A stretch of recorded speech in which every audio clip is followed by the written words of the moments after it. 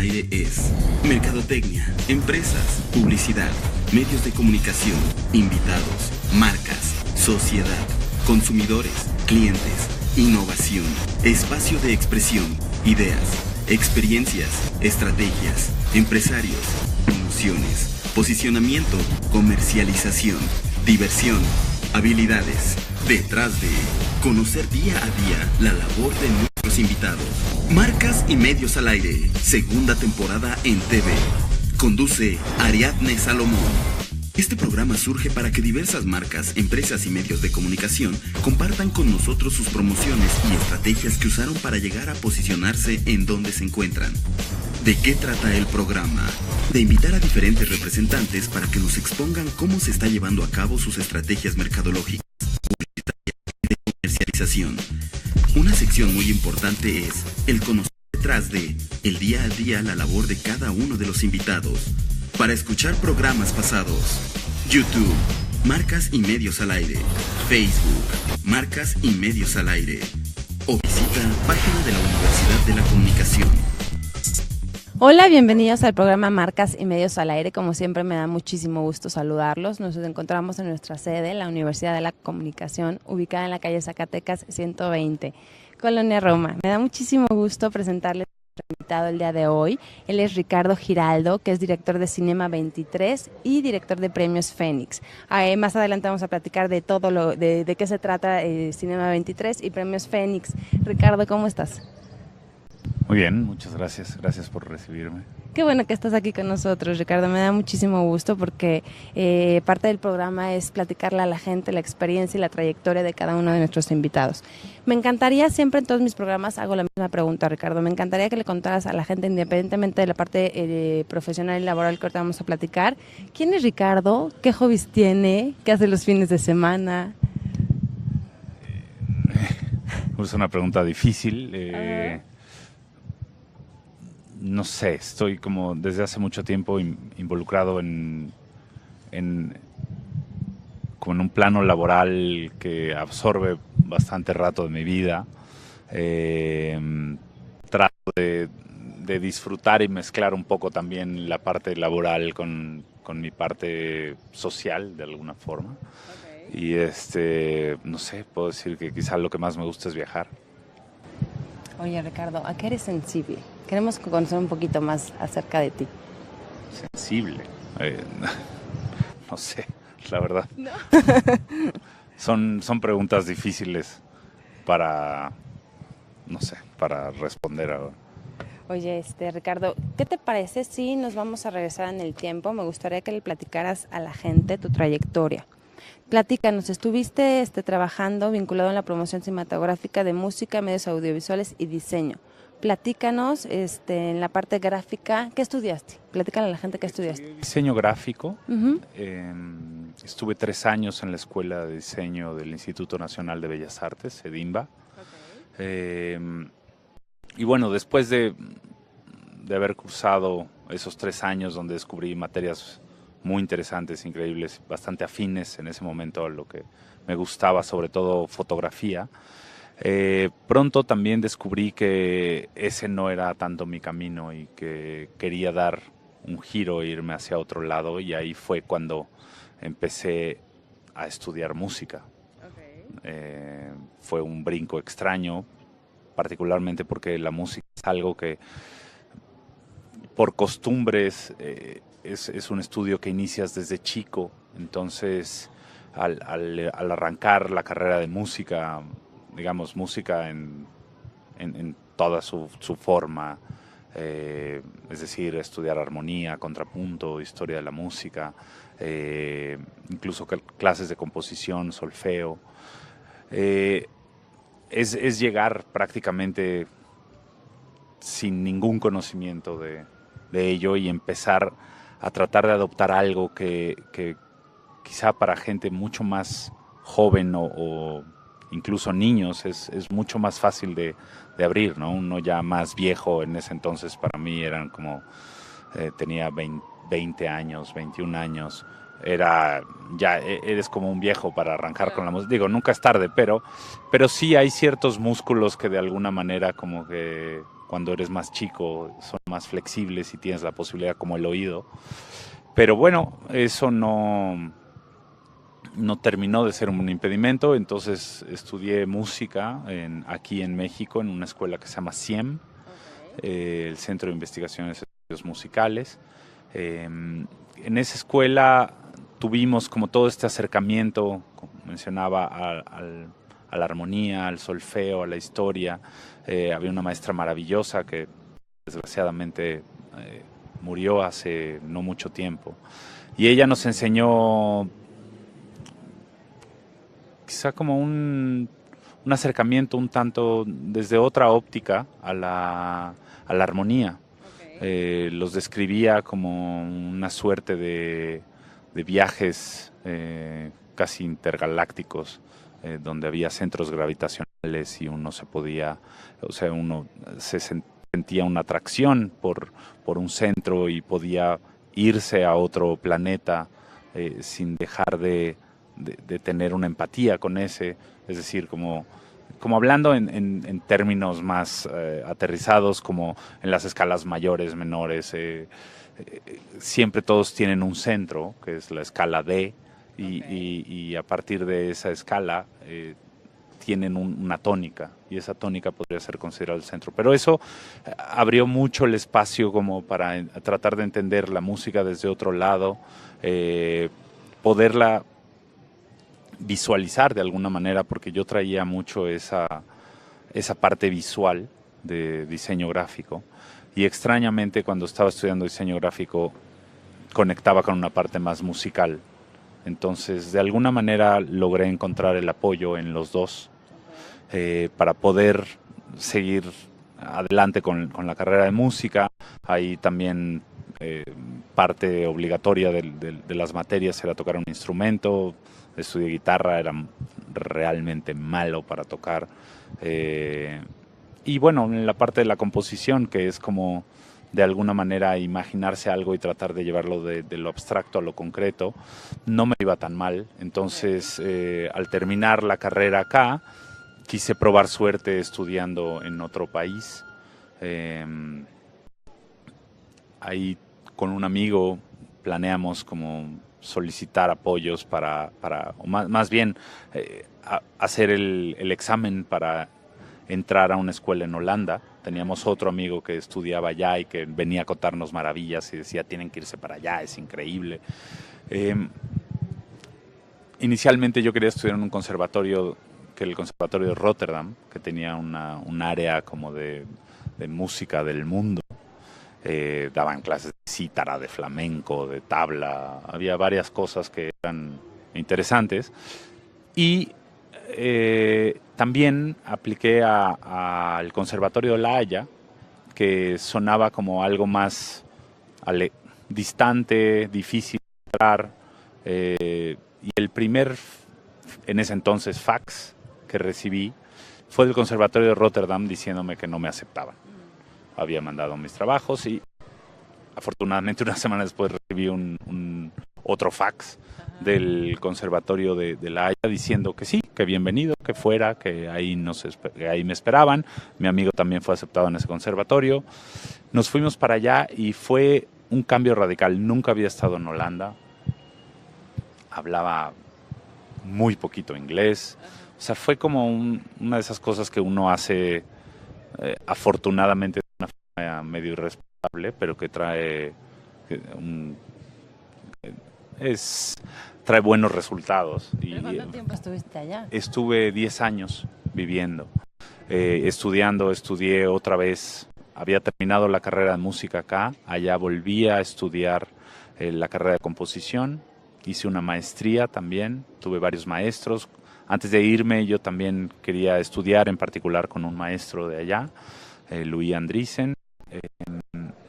Justo también solicité estudiar con él y me dijeron no, con él es ya después alumnos más avanzados. Entonces pasaron 4 años para poder llegar con él, pero en el camino descubrí unos maestros increíbles, maravillosos, donde estudiamos, por ejemplo, uno de mis principales maestros, que era Gilius van Bergijk. Él daba sus clases en un estudio que se llamaba el Estudio 1 y tenía una cantidad de aparatos electrónicos de los años 50, o sea, era como todo este rollo de música concreta a través de la electricidad, que era maravilloso quedarse ahí dándole y conectando cablecitos de un lado al otro. Después de un rato sentías la electricidad en tu cuerpo, salías un poco como en estado alterado, pero era una experiencia de otro mundo.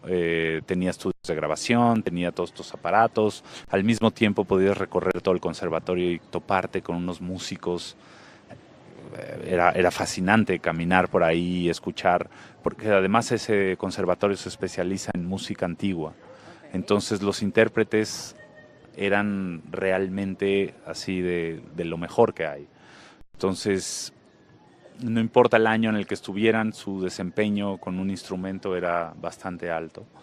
Y eso ayudaba a que uno se pudiera acercar con ellos, preguntarles: ¿cómo crees que estoy escribiendo esto? Tengo estas dudas. Entonces se generaba algo muy natural, que era, tú caminabas por los pasillos, oías, tocabas la puerta, decías: oye, estoy oyendo que tocas tal instrumento, me gustaría hacer una pieza para eso, tengo estas dudas. Ellos siempre dedicando el tiempo y el espacio para decir: claro, colaboro, ¿qué quieres saber de este instrumento? Mira, estas son las posibilidades. Y así uno es como empieza realmente a conocer otro lado también de la música. Y ahí empecé a componer, organizar también parte de estas composiciones. Se presentaban en diferentes festivales ahí y me volví parte como del equipo de producción de esos conciertos. Estrenábamos algunas obras en un lugar que se llamaba el Icebreaker, que era un lugar como legendario en Ámsterdam, donde había mucha música clásica contemporánea, muy experimental. Por ahí pasó mucha gente a tocar. Un lugar chiquito, pero muy agradable, muy cálido. Y ahí fueron como los primeros roces, de alguna manera, de poder presentar lo que uno hace frente a un público. Había otro festival grande, importante en el conservatorio, que se llamaba el May Festival, donde siempre invitaban a alguien. Ese conservatorio, o sea, invitó a muchísima gente y sigue invitando a mucha gente que tiene una trayectoria increíble. No me tocaron muchos, o sea, no me tocaron, por ejemplo, por ahí pasó John Cage, pasó Messiaen, pasó Ligeti. Esa gente a mí no me tocó estar con ellos, me moría de ganas de estar ahí con ellos. Pero a mí me tocó estar con Silvano Busotti, me tocó estar con este compositor húngaro, se me fue ahorita el nombre, pero toda esa gente, o sea, la cantidad de energía, de música que emanaban solo caminando por ahí y simples notas que de pronto te daban, era impresionante. Y ahí estuve estudiando 6 años. Cuando empecé a estudiar la maestría, me seleccionaron para ser compositor en residencia de la Orquesta de La Haya, una orquesta bastante buena.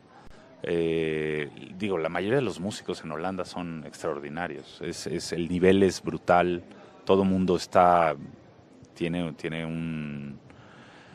Sí, pero un manejo de la música, tocan varios instrumentos, saben de composición, hay una onda histórica también, ¿no? Europea hacia las artes.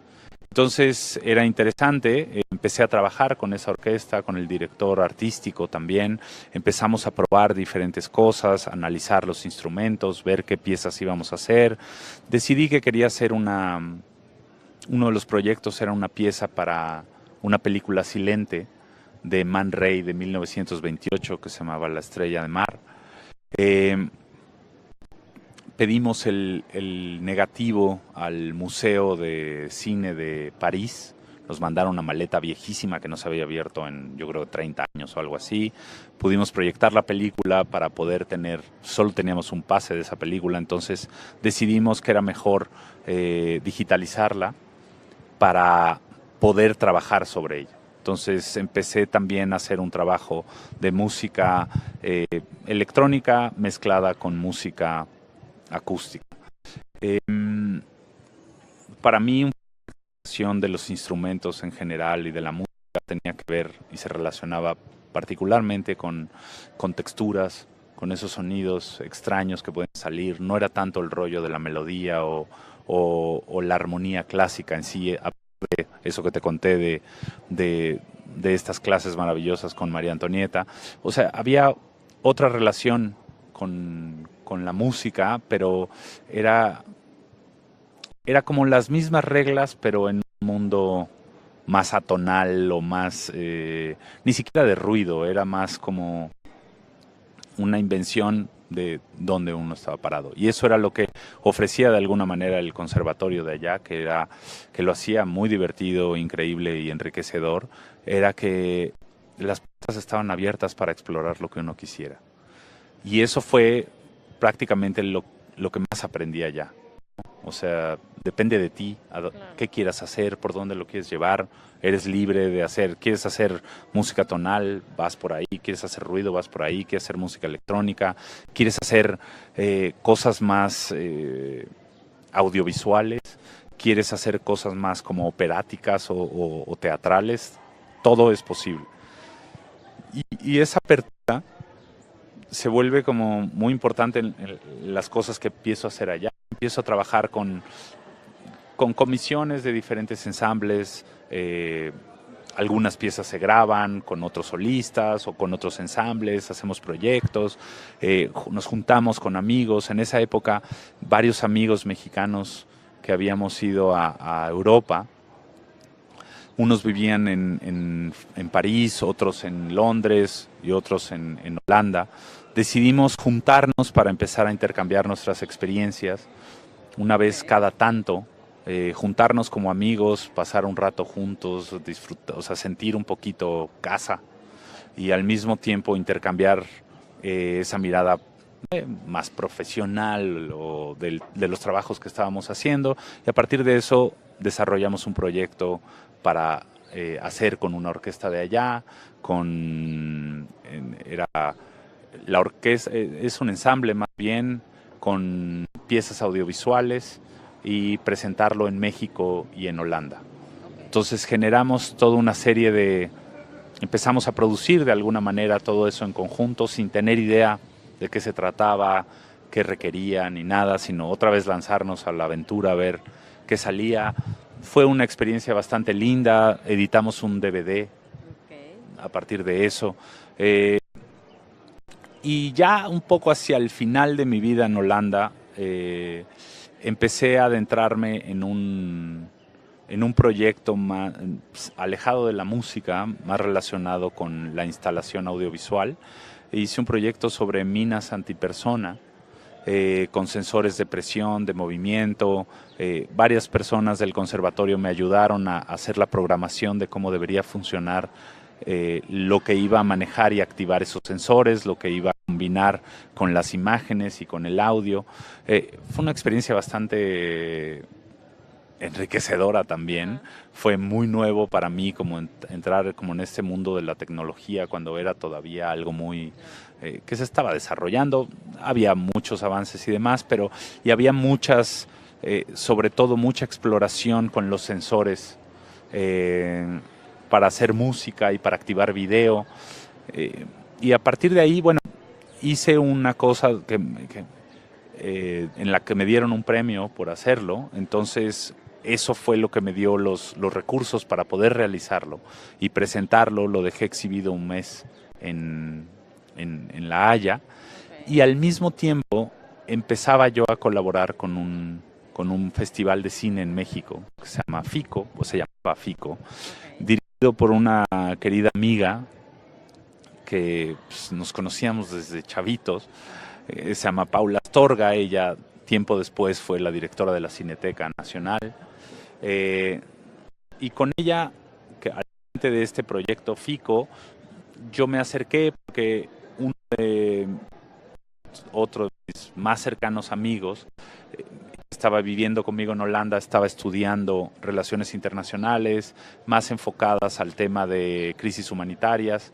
Y con él decidimos armar un programa en conjunto sobre cine y derechos humanos. Entonces empezamos, Paula dijo, bueno, cuentan con el espacio, es todo suyo, hagan lo que quieran. Entonces hicimos como una sección paralela dentro del festival y empezamos a curar ciertos documentales. Me acerqué a festivales en Holanda, en ese entonces se llamaba el Amnesty International Film Festival de Holanda. Me acerqué también con IDFA, que es el festival más importante de documental en el mundo, que está en Ámsterdam también. Y de alguna forma empezamos a capturar y a entender un poco más el material, de dónde podía salir, de dónde podía venir. Claro, era así como algo nuevo. Siempre he sido muy apasionado del cine, pero nunca me había dedicado en forma a la programación, nada de eso. Entonces fue como aprender otra vez de cero algo. Y en una de las ediciones del FICO presentamos la instalación de Minas Antipersona en el Laboratorio Arte Alameda, y ahí fue cuando ya empecé a decidir que quizá era hora de volver a México, pero siempre volvía a la pregunta como de, bueno, ¿hacer qué? Allá tengo la oportunidad de escribir para orquestas, para escribir para ensamble, puedo vivir de eso, es divertido, tengo los medios, pero había algo más fuerte que me llamaba, que era pues casa, ¿no? Los amigos, no sé, el respirar. Sí, es otra cosa, no sé, solo los que vivimos aquí podemos entender como esa añoranza también de acá. Y bueno, justo cuando regreso y estoy viendo qué es lo que voy a hacer de mi vida. Oye, Ricardo, ¿te parece si vamos a un corte y nos Claro, platicas ahorita por con lo que supuesto. nos estás comentando, regresas a México, ¿qué haces? Entonces vamos a un corte y regresamos.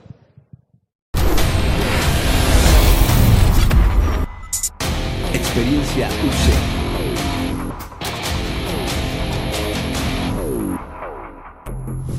Si te gusta la creatividad y no sabes qué estudiar, Te invitamos a vivir la experiencia.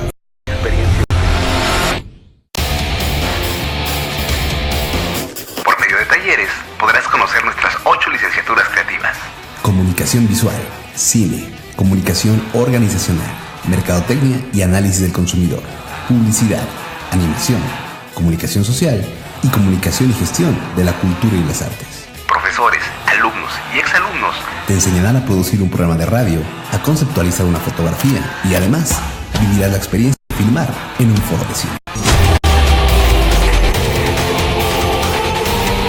Pregunta por nuestras próximas fechas y ven a vivir la experiencia UCE, Universidad de la Comunicación. Crea en tus ideas.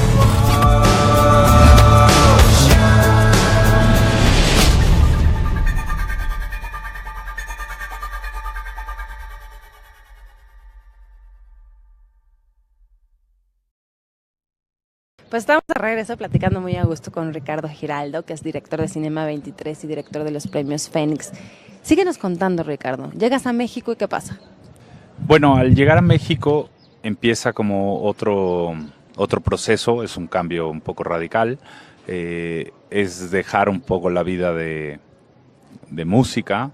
Tengo una pieza pendiente para entregar a la Orquesta del Haya, una pieza para orquesta grande, y eso como que me da el ánimo de tomar la decisión de venir acá, poderlo realizar acá. Pero al mismo tiempo, con la exhibición de este proyecto y lo de FICO, se me acercan unas personas que me dicen que están interesadas en la pieza porque están haciendo un proyecto interesante de un museo y que sí quiero participar en él. Finalmente, después de conversar con ellos, me dicen que les interesa que colabore con más piezas y demás, y es cuando decido invitar a un muy buen amigo a colaborar y a hacer algo juntos. Él, Antonio Muñoz Hierro, se había dedicado todo prácticamente toda su vida a trabajar en diseño de arte para películas. Y el museo al que nos estaban invitando a colaborar era apenas lo que se estaba formando de Memoria y Tolerancia. Nosotros entramos pues como asesorar de alguna manera la parte de museografía, damos algunas ideas y terminamos en muy poco tiempo, para no hacer el cuento largo, diseñando toda la museografía de la exposición permanente. Este es un museo, para quienes no sepan, que es sobre Holocausto y otros genocidios y la tolerancia. Entonces fue otro proceso totalmente nuevo, igualmente interesante, donde empecé también a involucrarme en cosas que tienen que ver con la historia. Por ejemplo, había todo un tema de realizar las cédulas, de ver la investigación, de conseguir los materiales museográficos, entender cómo íbamos a diseñar los espacios, cómo los queríamos poner desde un punto de vista quizá más cercano a la instalación audiovisual, como jugar con diferentes cosas, pero al mismo tiempo con toda la experiencia que Antonio traía de todo el diseño de producción. Y ahí se fueron 5 años. Terminé de colaborar con FICO, porque desgraciadamente desapareció.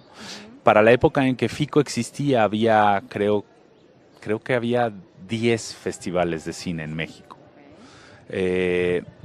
Y al poco tiempo empiezo a colaborar con otro festival mientras trabajo en este, que se llama Ambulante. También para quienes no lo conocen, es un festival maravilloso que es de documental, es un festival itinerante, funciona como, si lo piensan, como una gira de rock que va a diferentes lugares y lleva su show. Bueno, pues esto es lo mismo, pero es una semana de documentales que salen a la calle, cines comerciales, plazas públicas, centros culturales y diferentes lugares por demás. Sí, tiene muchas sedes, tiene mucho corazón, tiene mucho público, tiene muchos voluntarios y enamorados del festival que lo han ido soportando y apoyando durante toda su existencia, lo cual hace que sea un proyecto que todos los días crezca, que tenga cada vez más empuje. Y bueno, estaba colaborando en ese festival y cuando pasaron los 5 años de terminar toda la museografía, mientras estaba la construcción, o sea, fue como otro tipo de cosa muy diferente, de una parte más personal e introspectiva a una parte más de trabajo en grupo, que es lo que más me gusta. Al finalizar eso, justo la directora de Ambulante, Elena Fortes, me invitó a dirigir el proyecto porque ella quería explorar otras áreas y ver qué onda. Entonces estuve 2 años al frente de Ambulante, tratamos con todo el equipo que estaba ahí como de aportar contribuir a la visión que traían, no cambiar cosas, sino más bien añadir algunas cosas que nos parecían importantes, como estrategias documentales, o sea, ya no solo simplemente la idea de proyectar documental, sino entrar en la idea de performance documental, música documental, talleres documentales, como abrir un poquito el espectro, que eran cosas que medio ya se asomaban, pero era como terminar de hacer este gesto para abrir y darles la posibilidad de entrada. Estuve 2 años al frente de eso, entendiendo un poco más el mundo del cine, y al término de los 2 años decido que ya es tiempo como de otro cambio. Claro. Y ahí, cuando otra vez estoy en el momento de, bueno, ¿qué será? ¿Qué haré? Y demás, me topo otra vez con Paula Astorga y me cuenta que hay un proyecto que están desarrollando que se llama en ese entonces Iberocine, que quieren hacer unos premios de cine para Iberoamérica, y es ahí cuando todo empieza. Eso fue en el 2012. Y en ese momento no había premios de cine, en este caso de existen Iberoamérica, ¿no? De Iberoamérica no. O sea, ahí justo lo que empezamos fue, o sea, cuando yo entro al proyecto, por supuesto, muy entusiasta, digo, sí, claro, yo apoyo en lo que sea, ayudo en lo que se pueda, conozco gente en festivales, he tenido la oportunidad de viajar a algunos festivales, conocía bien el Festival de Rotterdam, el de ITFA, el Festival de Toronto también, que había empezado a ir con Ambulante, ya tenía como algún acercamiento con algunos festivales, algunas referencias de afuera. Y entonces dije, bueno, conozco gente, puedo apoyar con eso. Obviamente, al haber trabajado en Ambulante también, eso ya venía de otro lado, pero, por ejemplo, tenía una amistad de hace muchos años con Diego Luna. Y una de las cosas que me gustaba hacer era ir a jugar fútbol a la Jusco, y en ese equipo jugábamos Diego, Gael, yo y algunas otras personas.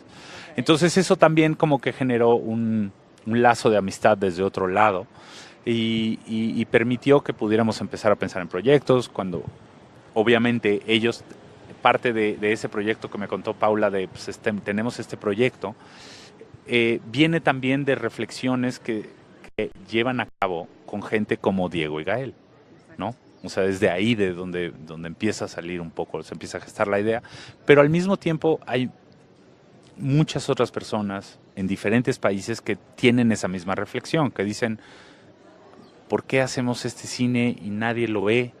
¿Qué es lo que está pasando? ¿Cómo hacemos para darle mayor impulso, mayor visibilidad, mayor promoción? ¿Qué se necesita? Y ahí viene la idea de, quizá una buena idea sería hacer unos premios. Okay. Entonces, es ahí cuando entro al proyecto, y bueno, al entrar, obviamente digo, bueno, si voy a entrar, déjenme también pensar un poco cómo sería la mejor forma de tratar de armar algo, claro, para que sea duradero y para que tenga onda y para que tenga sustancia sobre todo, ¿no? Quiero mencionar esto, Ricardo. Cinema 23, que es lo que estamos platicando, es una asociación creada en el 2012, como lo comentabas, para la promoción y difusión de la cultura cinematográfica de América Latina, España y Portugal. Está conformada por más de 880 profesionales de cine como destacados de trayectoria y reconocimientos provenientes de 22 países de la región y aquellos que contribuyen al cine. ¿Quiénes integran, Ricardo, Cinema 23? ¿Y cuál es el objetivo de Cinema 23? Porque Cinema 23, tengo entendido, o sea, es un espacio, ¿no?, donde se reúne todo este tema del cine, pero ahorita vamos a platicar de los premios Fénix. ¿Cómo surge esa parte? ¿Quiénes conforman Cinema 23? Bueno, como te estaba diciendo, el primer impulso o idea de esto es hacer unos premios. Cuando entro digo, vamos a ver cómo resulta eso. Invito a este diálogo a gente cercana, en este caso, por ejemplo, a Cuauhtémoc Cárdenas Batel, a Alejandro Lubezki, también con Gael, Diego, Paula Astorga. Obviamente este plan que está realizando Paula Astorga, lo está realizando en colaboración con Rodrigo Peñafiel, a quien no conocí en ese entonces. Y entonces con todos ellos, de manera conjunta o separada, empieza como una reflexión a la cual empezamos a incluir más gente. Por ejemplo, empezamos una estrategia de ir a otros lugares para tratar de conformar una comunidad de cine, de profesionales de cine, que no solo se dediquen a hacer cine, sino también se dediquen a pensar cine, a divulgarlo, a estudiarlo, a promocionarlo. Es decir, como tratar de entender todos los engranajes que conforman la industria del cine, o la llamada industria del cine, porque siento y tengo la convicción de que en países como México, la industria del cine es algo muy diferente a la industria de la que se habla como de Estados Unidos, por ejemplo. Justo todas esas reflexiones nos empiezan a llevar al lugar en donde decidimos que lo interesante de formar una comunidad de profesionales de cine es reunir voces lo más diversas posible, que nos ofrezcan un panorama amplio, que nos dejen ver desde lo más comercial hasta lo más autoral, radical, pasando por lo safe. Es decir, tener un espectro amplio. Y esto es la base del proyecto, ¿no?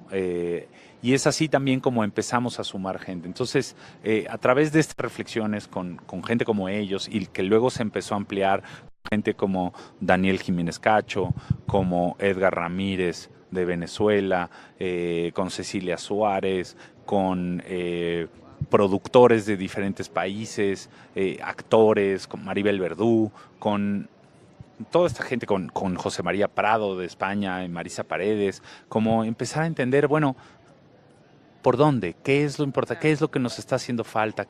O sea, más bien en un principio nos volvimos como un lugar de salir a la calle a hacer como una investigación de primera mano, conversar con todo el mundo y poder traer todas esas ideas acá para, claro, o sea, como nutrirlo, ¿sabes? Entender que todo esto tiene una historia, que tiene un peso, o sea, no se trata para nada en ningún momento como de decir, no, es solo lo joven porque lo viejo ya pasó y demás. Al contrario, para nosotros es súper importante que toda esa gente que ha marcado el cine esté ahí presente. Y pasó, por ejemplo, cuando estuve en Brasil, estuve con una persona que es así, la guardo en el corazón de una forma muy grande, que es José Carlos Avelar. Él murió hace 2 años. Le dimos el premio, el primer año de los Fénix, le dimos el premio fue el premio al trabajo crítico. Él fue alguien que nos abrió un poquito también los ojos en términos históricos de la región. O sea, ¿cuál es la historia de la región en términos de cine, en términos de este tipo de iniciativas que queríamos hacer? Nos dijo, bueno, esto tiene un antecedente. En el año 1957 en Uruguay se llevó a cabo el encuentro de cineastas. Por ejemplo, el Festival de La Habana surgió también como una posibilidad de juntar a todo el cine de Iberoamérica. En algún momento el Festival de Guadalajara también tenía esa vocación más de industria. También me encontré con otro personaje clave, no de la región, Klaus Eder, el presidente de FIPRESI, es alemán, y él me estuvo contando también como parte de toda esta historia, donde que había un lugar también en España que habían querido hacer como el centro del cine iberoamericano, pero todas estas iniciativas nunca habían podido llegar más allá de un plano, una idea. Por supuesto, el Festival de La Habana es algo que sigue adelante, pero por los diferentes embargos, situaciones políticas y económicas, ha sido muy difícil para ellos poder mantener el pulso de lo que hoy en día es este tipo de festivales y demás, donde pues llevar a gente de tan alto perfil pues es un costo bastante grande económico. Digo, trae otros beneficios, pero es complicado, y entonces es ahí donde empezamos a entender que si toda esta gente formaba parte de una comunidad y se involucraba activamente en los diferentes proyectos, estrategias e ideas que tenía esta comunidad, podíamos sacar muchos proyectos adelante. Entre ellos, el Premio Iberoamericano de Cine Fénix. ¿Qué te parece, Ricardo, si vamos a un corte y regresamos a platicar sobre el Premio Iberoamericano Fénix?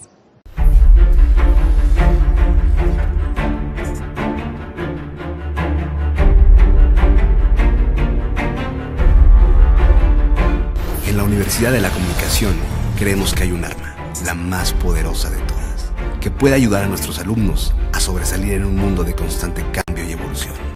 Las ideas. Creemos en ellas como el motor que los empuja a destacarse en el mundo.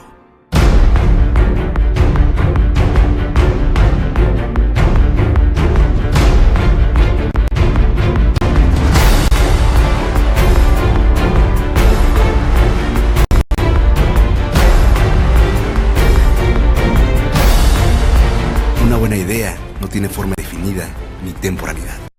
Son ellas las que tienen el poder de trascender en el tiempo y a través de la cultura. Pero para que eso suceda, hay que creer en ellas. Y en la Universidad de la Comunicación lo hacemos.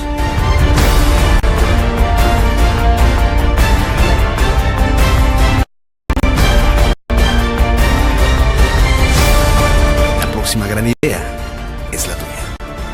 Únete a la comunidad de la Universidad de la Comunicación.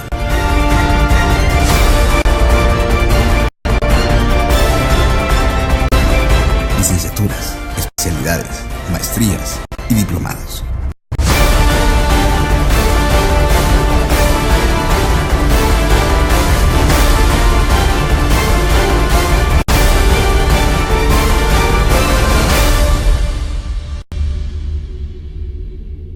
uc.edu.mx.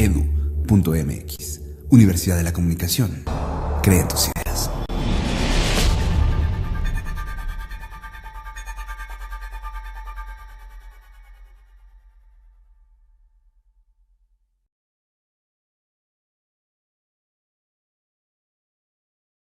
Pues ya estamos de regreso, muy a gusto platicando con Ricardo Giraldo, que es director de Cinema 23 de los premios Fénix. Tengo que mencionar esto, que es lo que nos va a platicar él ahorita. El Premio Iberoamericano de Cine Fénix es un reconocimiento anual creado y organizado por Cinema 23, que estamos platicando, que celebra y destaca el trabajo de los profesionales de la industria de cine hecho en Iberoamérica, con el objeto de dar visibilidad, fortalecer vínculos entre las cinematografías de la región y cautivar al público más amplio.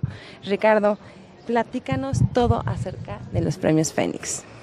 Bueno, los premios nacen como la principal estrategia de promoción de esta asociación de Cinema 23, con el fin de darle mayor visibilidad, mayor promoción a la cultura cinematográfica de América Latina, de España y de Portugal, que es conocido como Iberoamérica. Y ahí, cuando te contaba que en un inicio, cuando me invitan al proyecto llamado Iberocine, una de las cosas que un día Daniel Jiménez Cacho dice, ¿por qué nos vamos a llamar Iberocine? ¿Por qué poner otra vez el centro en un lugar que no es el centro? ¿Y por qué no más bien cambiar la idea de colonia de alguna manera y volver una tabula rasa y empezar todos de forma horizontal? Y eso también se vuelve como un statement interesante e increíble de todo lo que hacemos a partir de entonces, porque todo tiene que ser horizontal, todo tiene que tener una idea como de igual, a pesar de que es una región que tiene una disparidad enorme en su sentido de producción. Bueno, en los países económicamente hablando, de cajón, eso es una realidad, pero en cine, en términos de producción, en términos de exhibición, la disparidad es brutal. Okay. Es realmente grande. Y sí, todo mundo lo que siempre nos ha preguntado es, bueno, ¿qué tiene en común? ¿Cuáles son nuestros puntos en común en esta región? Y en realidad es que quizá lo que más tenemos en común es la diversidad. Es esa riqueza lo que nos hace ser lo que somos. Es más bien partir de ahí. Me parecería ridículo tratar de pensar que podríamos hablar como de un punto de que este cine es de esta forma, esta cultura es de esta forma. Ni siquiera podemos mencionar que hay una lengua, un idioma oficial. No es verdad. O sea, hay muchos acentos, hay muchas versiones, Entonces, entender esa riqueza desde ahí se vuelve clave para poderlo traslapar a los premios Fénix. Y es ahí cuando cambiamos el nombre a Cinema 23. Son 22 países los que conforman la región de Iberoamérica y el 23avo podría ser todo ese país de cine que está fuera de la región, ¿no? O dentro, pero ve hacia afuera. O sea, es como integrar otras miradas a esto para poderle dar mayor difusión y promoción. Los premios, que son esa gran estrategia, la razón de ser de como ese adjetivo de gran estrategia es porque van transmitidos en vivo y en directo por televisión. Okay. El público potencial es muy grande. Hoy en día estos premios se transmiten por E! Television, por Estudio Universal, por Canal 52 MX, por streamings online ya sea por Sopitas, por los premios Fénix, MCN, van a tener una retransmisión por Canal 11. Es decir, empiezan a tener como otro impacto de llegada, ¿no? El festival, los festivales por lo general tienen esa onda linda de reunir a la gente, convocarla, pero aún así sigue siendo como una cosa, no puedes evitarlo y tienes que moverte por una demarcación geográfica de que le llegas a un cierto tipo de gente porque pues están en la zona o van a la zona o tienen cierto interés. Aquí lo que se pretende es a través de la televisión tratar de llegar a un público más amplio que quizá no tiene ningún interés en este cine y ese es el gran reto. Es como tratar de convertirlos de alguna manera, ¿no? Que su gusto empiece a ampliarse, que puedan entender el cine de la región como el cine que se hace en esta región como algo poderoso, con algo que tiene un nivel de manufactura increíble, que los profesionales de cine tienen unas miradas muy particulares, que incluso la gran industria de cine Hollywood ha pretendido o ha logrado en su mayoría como extraer o llevarse parte de ese talento emergente. Podría decirte que el cine de esta región es un cine vibrante, que se está reinventando todo el tiempo y digo, no es el único lugar en el mundo, pero lo que sí podemos conseguir es que como somos una región geográfica que si bien tenemos muchas diferencias, tenemos algo que nos hace fácil comunicarnos con el otro. O sea, aunque los acentos son diferentes, nos podemos comunicar con el otro. Aunque el portugués sea otro idioma, podemos entenderlo y viceversa. Entonces, eso de pronto te presenta frente a un público o a un mercado potencial de 450 millones, más de 450 millones de hispanoparlantes y 230 lusófonos. Entonces, tienes un gran potencial ahí para convencer a más gente y decirle, esto puede resultar, esto puede salir a otro lado, esto puede ser visto, disfrutado, puede cambiar de alguna manera también incluso la parte económica de nuestra región. O sea, puedes activar muchas cosas ahí. Obviamente esto es una carrera de resistencia, toma muchos años, esto no pasa de un año al otro, no pasa en 5 años, es mucho más largo el proceso, el periodo. Tienes que luchar contra muchas cosas, tienes que sumar muchas voluntades, tienes que invitar a mucha gente, convencerlos, tienes que animarlos, tienes que, de alguna manera, todos tienen que creer como en lo mismo, ¿sabes? Y todos tenemos que perseguir como el mismo objetivo, que en este caso es dar un impulso. Pero no es dar un impulso a un estilo de cine, sino es darle un impulso a una diversidad. Y eso es lo que hace que puedas, de alguna manera, contar con tantas voces tan disímiles, tan conocidas también, ¿no? Porque hay un interés genuino detrás de todo esto de darle. Y más allá de esto es simplemente lo que nosotros también queríamos hacer es, inicialmente los premios saldrán como esa principal estrategia, pero no es lo único. Desafortunadamente siempre tienes que dar a conocer la parte más mediática y comercial para que de alguna manera te presten atención y entonces sí puedas decir, bueno, esto también trae estas otras cosas. Oye, Ricardo, ¿y tienen algún tipo de acercamiento con los jóvenes? Porque se oirá muy trillado, pero pues, los jóvenes son como el futuro, ¿no? Los que se van a dedicar, pues los que van a seguir como la batuta de todos los proyectos que... Sí, el proyecto se basa básicamente todo Cinema 23 es como un gran Montessori. Cada quien hace lo que puede y lo que quiere, cuando puede y cuando quiere. No hay obligaciones ningunas. Depende de ti que esto camine más allá. Pero va un poco lo mismo para el público. Entonces nosotros, por eso te decía que los premios no son el único proyecto que tenemos. Tenemos un proyecto de publicaciones impresas y digitales que tenemos montado en nuestra página web, que son textos que han escrito exprofeso para Cinema 23. Y son críticos de cine, realizadores, entiéndase, productores, directores, actores, actrices, etcétera, etcétera.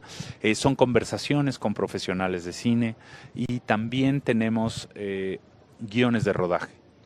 Entonces, por ejemplo, las películas que han estado nominadas en la categoría de guión tienen guiones ahí. Hoy en día tenemos cerca de 10, 11 cuadernos. Está La Jaula de Oro, está Ellie, Pelo Malo, Magical Girl, El Abrazo de la Serpiente, Un Monstruo de Mil Cabezas, Boy Neón, no sé si ya mencioné Club Sandwich también. Vamos a sacar Abel de Diego Luna, es decir, Ellie también de Amat Escalante. Y ahí esa es una gran forma de aprender cine. Cuando uno lee el guión de rodaje y luego ve la película, de pronto empiezas a entender muchas cosas.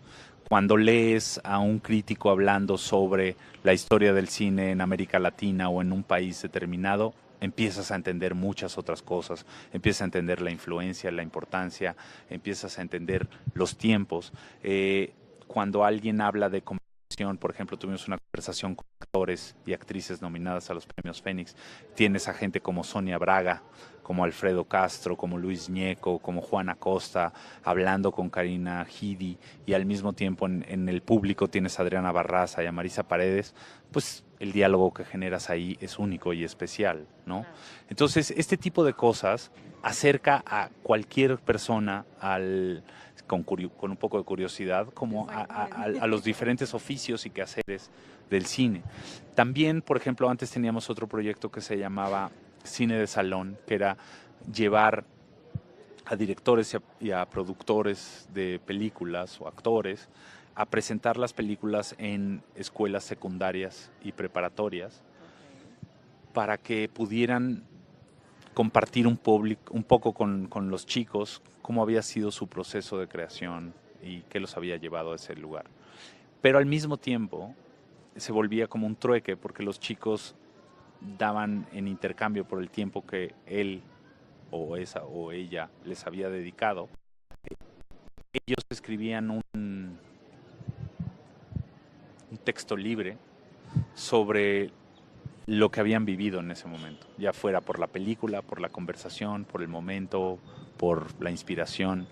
Entonces ese intercambio se volvía muy rico. Tuvimos que parar ese proyecto porque desgraciadamente las escuelas públicas dependen de organismos más grandes y más complicados que les cuesta mucho entender que esto puede ser algo rico, novedoso para la enseñanza, y que de ahí que ese contacto e intercambio con la gente puede generar otro tipo de cosas. Sobre todo mostrar a los jóvenes la idea de que hay un cine diferente, que es nada más abrir los ojos, verlo, pedirlo y demás.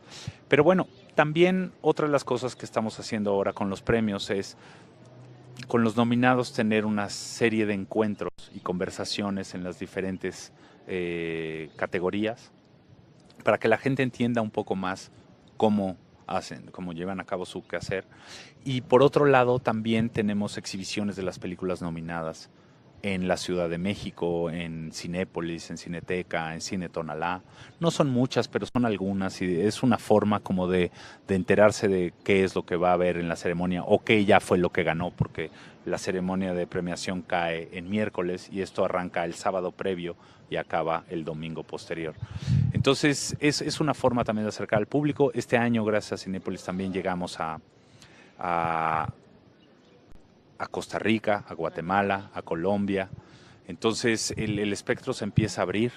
Tenemos la posibilidad de ir creciendo con colaboradores de la mano, y esto pues cada vez, como te digo, agarra más fuerza, pero requiere de eso, de tiempo, paciencia, energía y sobre todo mucho cariño para poderlo llevar. Oye, Ricardo, yo tengo una duda. ¿Cuál fue el objetivo o por qué se hizo en el Festival de Morelia? Se anunciaron los reconocimientos de los premios Fénix. Nosotros, por ejemplo, el Festival de Morelia ha sido muy importante para nosotros. fue el lugar que de alguna manera como que nos vio nacer como agrupación. Tuvimos un encuentro el primer año, en el 2013 tuvimos un encuentro donde eran creo que 25 personas y discutimos un poco sobre qué podíamos hacer, que estaba ahí Gael, estaba Edgar Ramírez, estaba Matías Ehrenberg, estaba Martina García, actriz colombiana, estaba Cecilia Suárez, Irene Azuela, estaba Yulene Olaizola, estaba Alejandro de Icaza, Kisa Terrazas,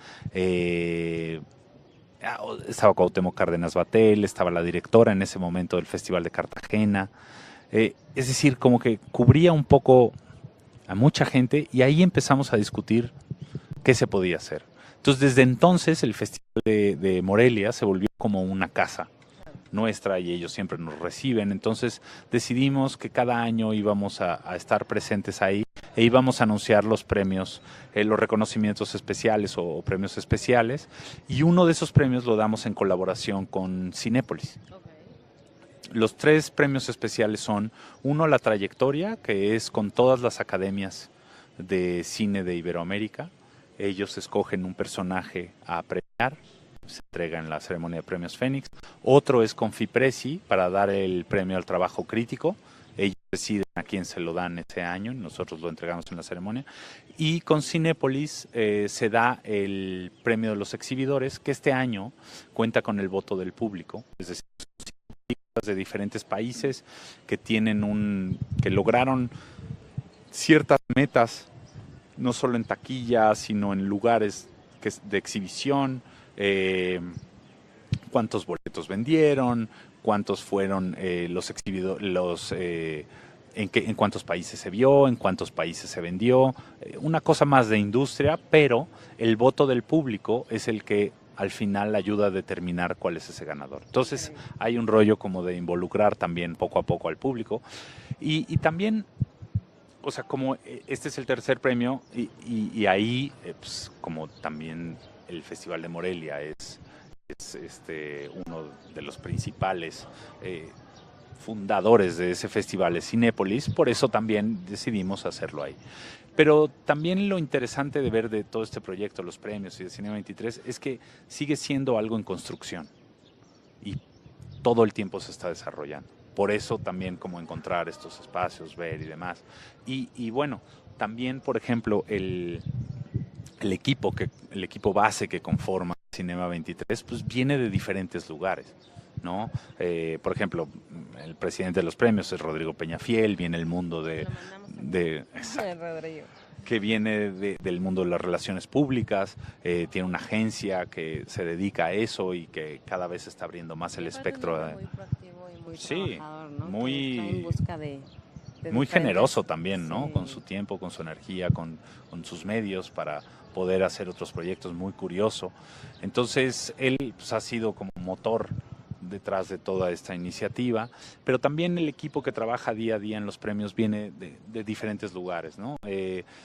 Alguien con quien yo había trabajado mucho tiempo antes, incluso en el Festival de Ambulante, es Paula Villanueva, que ella se encarga de toda la parte de editora en jefe de los cuadernos y de los proyectos especiales.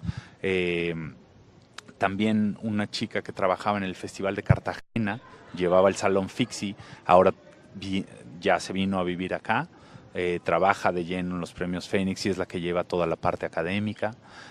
Otra chica que trabajaba en Artegios Distribución, vino a sumarse al equipo con todo el conocimiento y la parte de generar todo el tema de exhibición, tráfico de copias, todo lo que tiene que ver con esta parte también de la Semana Fénix. Por ejemplo, Paula Amor, quien trabajaba en Morelia en la parte de comunicación, ahora se sumó al equipo también parte de comunicación.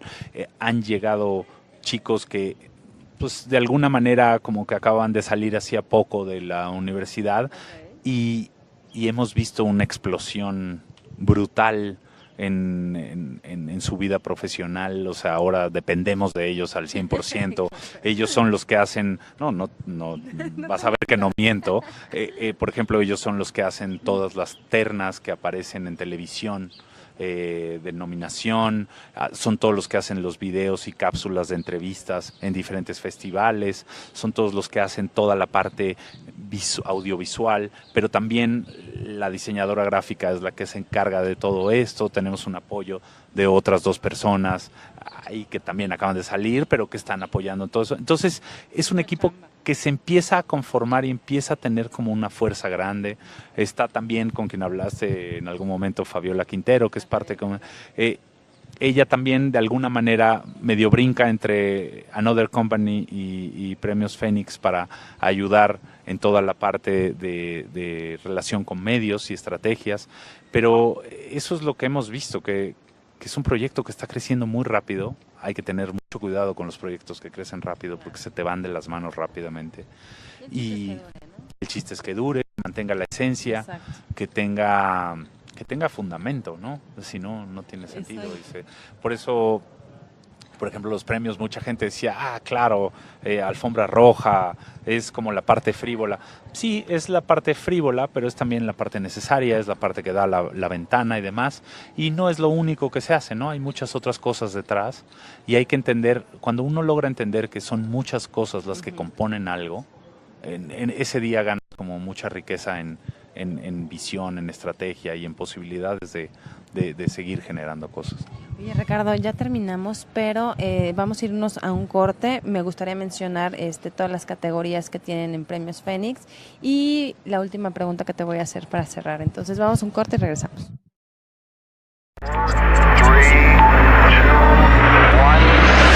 Licenciatura en Cine de la Universidad de la Comunicación.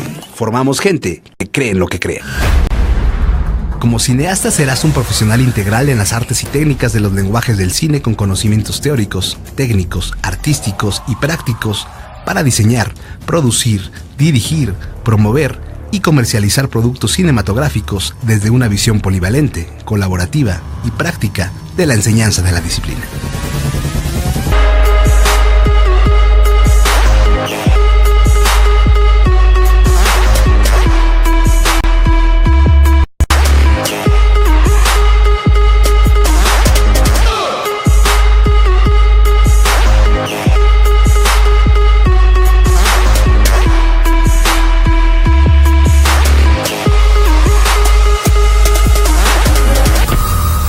Aprende cine, haciendo cine. uc.edu.mx. Pues estamos de regreso y sí me encantaría, estamos platicando de los Premios Fénix, y sí me gustaría mencionar las categorías de los premios. Series ensamble actoral, series comedia, series drama, fotografía documental, largometraje documental, música original, edición, sonido, vestuario, diseño de arte, fotografía de ficción, guión, actuación masculina, actuación femenina, dirección, largometraje de ficción. Ricardo. Y los 3 reconocimientos. Es muchísima chamba. Yo, la verdad es que me da muchísimo gusto que estés aquí platicando toda tu experiencia profesional. No sé si quieres agregar algo, página para que la gente visite los premios, algo que quieras agregar. Bueno, tenemos redes que siempre son, que interactúen, sigan y demás. No, porque hay cosas que también pueden descubrir, por ejemplo, en Cinema 23, las redes de Cinema 23, que es Cinema 23 Oficial en Twitter, Facebook e Instagram. Ahí hay una chica que está trabajando, está dedicando la gran parte de su tiempo en hacer investigaciones de cómo ha sido un poco la historia y desarrollo del cine de cada país. Entonces eso se vuelve como muy nutritivo, es interesante, empiezas a saber de dónde salen ciertos directores, qué festivales hay, cosas así. Y las otras redes son las de Premios Fénix, que es Premios Fénix para Premios Fénix, Instagram, Facebook, Twitter. Ahí pueden encontrar todo. Tenemos un canal de YouTube donde subimos todas las cosas relacionadas a los premios, que es Premio Iberoamericano de Cine Fénix, lo encuentran ahí. Es el 6 de diciembre en el Teatro de la Ciudad de Esperanza Iris, en la Ciudad de México. Es transmitido en vivo y en directo por televisión, por los canales que mencioné, es E! Studio Universal, Canal 52, por streaming online por Sopitas, por mcn.com, por premiosfenix.com, y tendrán una retransmisión en Canal 11 y en algunos otros lugares que estamos ahí preparando. Oye, Ricardo, para cerrar con la última pregunta, ¿cuáles son los objetivos? ¿A dónde quieres llegar? ¿Qué quieres lograr con Premios Félix? Bueno, como te decía, esto es una carrera de resistencia. Es a largo plazo, hay que ser pacientes de alguna manera con esto, pero sí la dirección es clara. O sea, sí queremos tener una mayor promoción, visibilidad de lo que se hace en esta región. Queremos que se conozca la gente que lo hace, que haya una conexión de alguna manera, porque de eso hablan también las películas y la gente, que es una conexión que tiene que ver directamente con nuestra idiosincrasia, con nuestra raíz de alguna manera, ¿no? Eso no quita que no sea fantástica o que sea hacia otros muchos lados de cine, no lo entiendan como el drama o la telenovela a la que estamos tan mal acostumbrados, no tiene nada que ver con eso. Tiene simplemente que ver con que hay ciertas conexiones importantes que son necesarias también como para desarrollo de nosotros mismos como sociedad y demás. Y creo que este proyecto sí puede ayudar a contribuir en un plano quizá más cultural, en ese frente común, en poder exigir de alguna manera, en poder levantar la voz y decir y que volteen a ver que esto es importante, pero no es lo único importante, ¿no? O sea, hay muchas otras disciplinas artísticas y esto de alguna manera también se conecta con temas de educación, digo ya un poco más estirados, pero sí siento que hace falta una posibilidad de gremio. Por eso decía al principio que mi visión de industria es un poco diferente y creo sí más como gremio de comunidad de artistas, no solo que se dediquen al cine, sino músicos, pintores, escritores, gente de teatro, de la danza, de la música más clásica o del rock, pueden contribuir entre todos a generar un reconocimiento, no como premio, sino como el reconocernos de que existe esta cultura, de que es importante, de que con ella podemos desarrollar muchas otras cosas y que siempre la cultura nos llevará a un lugar mejor, ¿no? Pues muchísimas gracias, Ricardo, por tu tiempo, por platicarnos. Pues recuerden, el Premios Fénix el 6 de diciembre, para que lo vean en las transmisiones en vivo. Ya mencionó en dónde se va a transmitir. Gracias, Ricardo, gracias por tu tiempo, por estar aquí con nosotros. Y gracias por acompañarnos como siempre. Recuerden, para ver programas pasados, pueden encontrarnos en el canal de YouTube. Aparecemos como Marcas y Medios al Aire, o visiten la página de la Universidad de la Comunicación, que es www.uc.edu.mx. Muchísimas gracias y nos vemos el próximo martes. Para escuchar programas pasados, YouTube, Marcas y Medios al Aire, Facebook, Marcas y Medios al Aire, o visita página de la Universidad